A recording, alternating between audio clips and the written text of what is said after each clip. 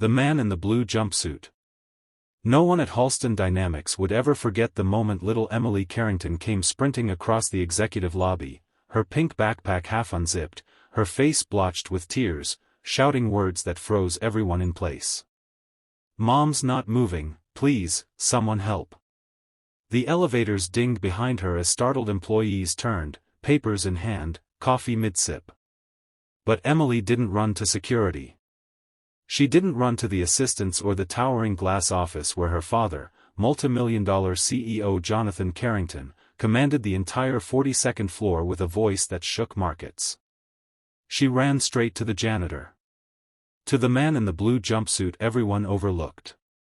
To the man no one knew. To the man everyone would soon whisper about. His name was Thomas Hale, and what he did next would shake the entire skyscraper, and reveal a truth no one, absolutely no one, was ready for. But before I take you into that moment, if this story grips you already, hit that like button and subscribe to the Kindness Chronicles for more powerful true-to-life stories. Now, back to that moment. The lobby was silent except for the echo of Emily's frantic breathing. She tugged the janitor's sleeve with tiny shaking hands. "Mr. Hale, please, Mom's on the floor. She won't wake up." Thomas's dark eyes widened, not in fear, but in a kind of focused urgency, like someone who had seen this before. He did not ask questions. He did not hesitate. He simply dropped the mop handle and took off running. And as Emily raced beside him, staff exchanged confused glances. Why him? Why the janitor? Emily had always been a quiet presence around the building, brought in once a week by her father's personal driver when scheduling emergencies forced Jonathan to keep her close. Employees adored her, but she kept to herself. Except with Thomas.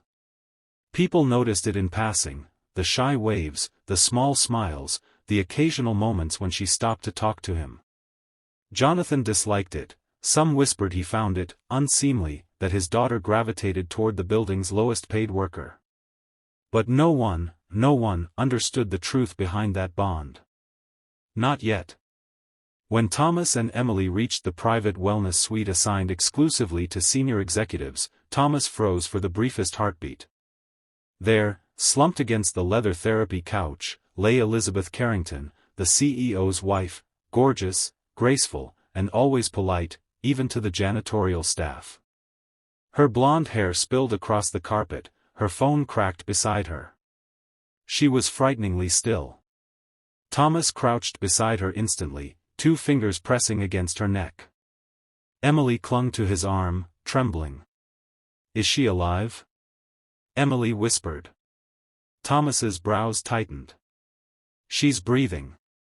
But faint. Stay with me, okay?" He leaned in closer, scanning Elizabeth's face. Emily watched him, wide-eyed. Then came a detail that changed everything. Elizabeth's lips were tinted blue. Not dramatically, but enough. Enough for someone who knew what he was looking at. And Thomas absolutely did. He reached for her wrist again, not for a pulse, but for something else. A thin patch of redness. A faint line. Barely visible. Emily didn't see it, but Thomas did. His jaw clenched. This wasn't a fainting spell. It wasn't exhaustion. And it wasn't natural. "Emily," he said softly, "I need you to give me space for just a moment. But you can stay close. Just let me work. Let me work." Strange words from a janitor.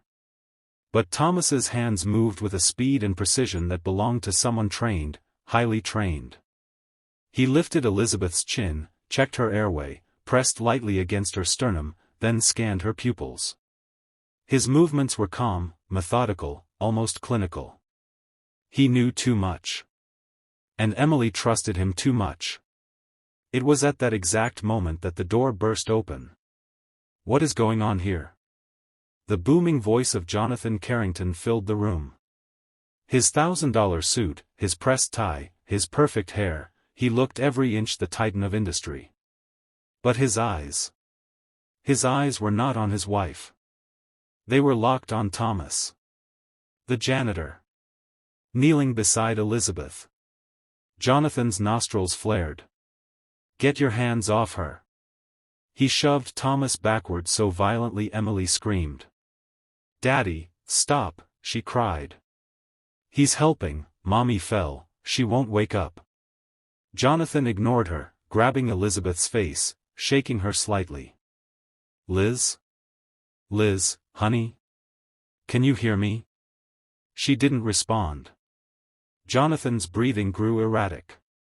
"Someone call an ambulance," he barked at his assistant, who was standing frozen near the door. But Thomas stood up slowly, wiping his hands on his pant leg. His voice remained calm, but it held a weight that silenced everyone. "She doesn't need an ambulance," he said. Jonathan turned on him with a fury that would terrify most men. "What the hell did you just say?" "She needs a hospital," Thomas clarified. "Now. But not an ambulance." Emily looked up at him, confused. "Why not an ambulance?" Thomas swallowed hard. "Because someone had tampered with Elizabeth Carrington's medication. Because someone wanted her dead. Because the ambulance routes would be predictable. Because the attack, the poisoning, wasn't random." He couldn't say any of that. Not yet. Instead, he said, "There's no time to wait. I'll drive." Jonathan's face burned red. "You? Drive my wife? What gives you the idea you're qualified to?" "Because," Thomas snapped, losing composure for the first time, "she has less than 10 minutes before this becomes irreversible."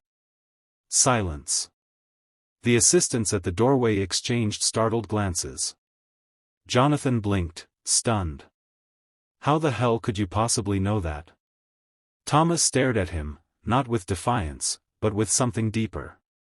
Sadder. "Because I've seen it before." Jonathan scoffed, but something in Thomas's eyes, some buried truth, some history, made him hesitate. Emily tugged at her father's sleeve. "Daddy, please. Let him help." Her voice cracked into a sob. Jonathan froze. He was a man used to control, used to certainty, but in that moment, looking at his frightened daughter, his unconscious wife, and the janitor who seemed to understand something he did not, he made the first humble decision of his adult life. "Fine," he growled. "But if anything happens to her." Thomas cut him off. "Get her legs." Together, the CEO and the janitor lifted Elizabeth from the floor and hurried through the back corridor toward the underground garage. The drive to St. Mary's Hospital was a blur of sirens, honking horns, and Jonathan shouting into his phone trying to reach private doctors and lawyers and anyone who could give him control over a situation that was spiraling beyond his reach. Emily sat in the back seat with her mother's head in her lap, tears streaming silently. Thomas drove like a man who'd done this before. Like a man who'd driven wounded people through danger more times than he cared to remember. Jonathan noticed it. "You've had training," he said tensely. "Serious training." Thomas said nothing. But the truth clung to the air between them. At the hospital, doctors rushed Elizabeth into emergency care. Thomas stayed back, quietly giving details to a nurse, details more precise than any janitor should reasonably know, details that made the nurse look at him twice. Jonathan watched him from across the lobby. Finally, when Elizabeth was stable enough for surgery and Emily had been taken to a quiet room to rest, Jonathan walked over to where Thomas stood alone, hands clasped behind his back, staring at the floor. "You're going to tell me," Jonathan said, "exactly who you are." Thomas didn't look up. "I'm the janitor." "Bullshit." A long silence stretched between them. Then Thomas exhaled. "I used to work elsewhere." "Define elsewhere." Thomas finally lifted his eyes. They were dark, tired, older than his face suggested. "Counterintelligence. Pentagon. I left 3 years ago." Jonathan stepped back in shock. Why would someone like you be mopping floors?